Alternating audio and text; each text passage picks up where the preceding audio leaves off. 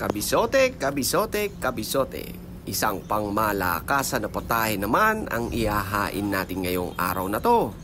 Chinese style pork asado. Komplikado pakinggan at tignan, sa pagluto naman ay napakagaan. Gusto mong matutunan? Panoorin mo lang ang video na to hanggang dulo. Let's go! First step, meron tayo ditong 1 kilong pork kasim. Lagyan lang natin ng aromatics. Luya, onion leeks, dahon ng laurel, paminta, asukal na pula, toyo at tubig. Sa isang kawali, pakukuluan lang natin lahat yan. Pakuluan at palambutin for 30 minutes. Every 5 minutes, mga kabisote, binabaliktad ko siya para maging even yung itsura at luto ng karne. Yan, ganyan kabisote. Hanggang sa ma-achieve mo yung ganyang color at texture ng sarsa niya. Kapag malambot na, i-set aside